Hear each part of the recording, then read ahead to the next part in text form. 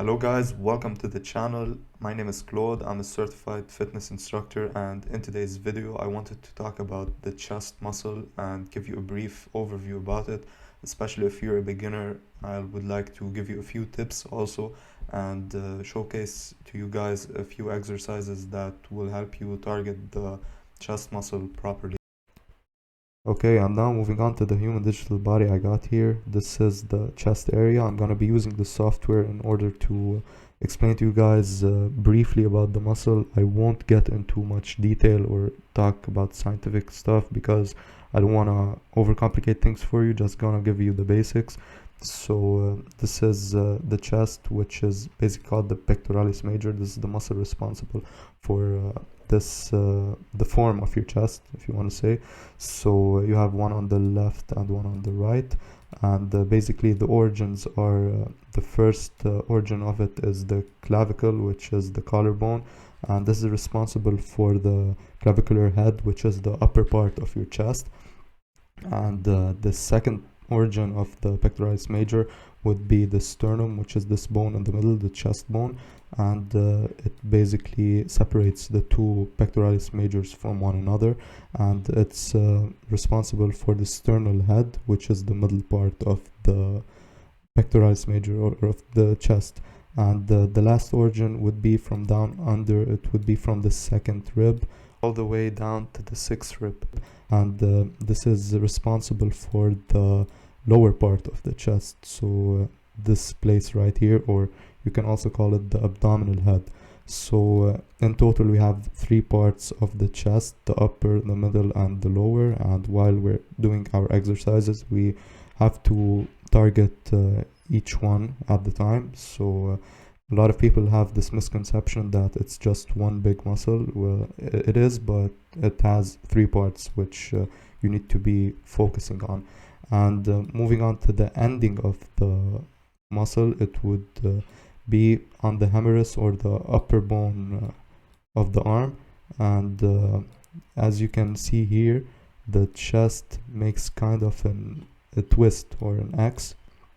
So it twists right here and connects to the humerus, and that's everything when it comes to the composition of the chest. So moving on to the functions, so keep in mind that it's not only responsible alone for these functions, because all our muscles, like, they work together, and they're not just doing one movement alone, because they're all interdependent. So the first function of the chest, or the pectoralis major, would be the antiversion, which is basically moving your arm right in front of your body.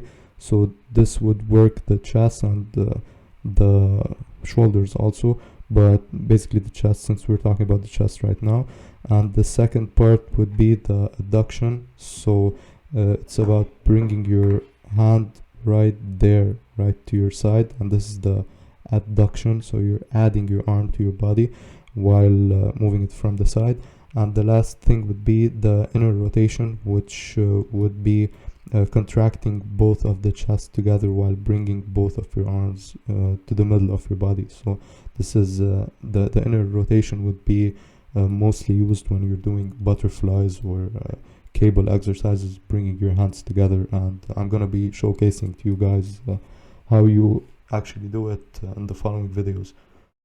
So to kick things off, I like to start every single workout session with a bit of stretching. So I might spend 10 to 15 minutes stretching, just making sure that the blood is flowing to the muscle before I put it under a lot of tension. I think it's a great way to prevent injury and to ready yourself up, make sure that your body is warm. So right here I'm doing the chest stretch, which requires you to put your hand over a stable object and push your body through. Try to hold the stretch as long as possible, and you can really feel your chest dilating when you're doing this exercise, which is a great way to know that your chest is really engaged. And the second stretch exercise I like to do is the triceps stretch. So put your elbow behind your back and push it with your other hand as much as possible, because the triceps is going to be engaged in most of the compound movements when you're training your chest. Triceps is always going to be there supporting the main muscle. And I like to also start things relatively light. So as you can see here, I'm doing some body weight exercises, and push-ups are a great way to engage your chest. And the main thing you want to focus on here is you want to keep your back straight. You don't want to arch, you don't want to have your spine shaking, and you want to be in total control of the movement and doing it slowly, and making sure that every single muscle is engaged while you're doing this movement. And make sure that you are keeping your hands straight, you're not injuring your shoulders while doing it. And there's also this variation where you just put your hands slightly under and you can target the triceps more. So as mentioned before, the triceps and the chest always work together. And if you have a stretching band, I would definitely recommend you doing this exercise. So basically what you're going to want to do in this movement is bring your elbows together, and this will get the chest to contract. So in the first exercise we stretched, and in the second one we're contracting. Another good body weight exercise would be the dips, if you can pull it off properly. So once you're doing the dips, make sure that your elbows are straight and they're not moving down when you're doing the movement, because it might risk you injuring your shoulders. So I'm using here a resistance band to add a bit of weight, but you can do it without a resistance band and it will be fine. Make sure that your body is also straight with your knees to the back. Here we get into the first exercise, which is the bench press. This is the king of the chest exercise.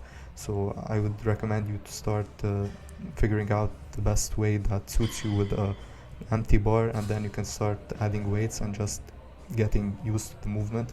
So once you're doing this exercise, you want to make sure that your hands are straight and you're pushing with your whole hand and not just with your forearm. You don't want to injure your forearm, especially when you have weights on, so in my case.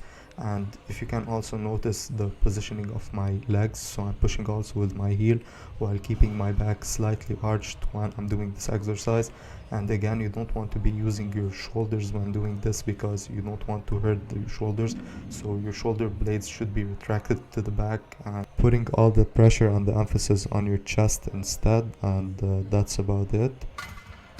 Moving now to the incline bench press. So as mentioned previously, the chest is made out of 3 parts, so this would target your upper chest. So the incline bench press is a great way to target your upper chest, and make sure that when you're bringing the barbell down, it slightly touches your chest and then you bring it back up. So you don't want to leave it hanging there, because you don't want to lose the tension. You want to keep your chest under tension and always be in control of the movement. And this is the decline bench press here, and it targets the lower chest. So once you got the normal bench press and the incline bench press figured out, this is the same concept, because I think it's relatively easier here, the decline, because you have your legs tucked. So this will make you more stable and would help you to actually lift even more weights.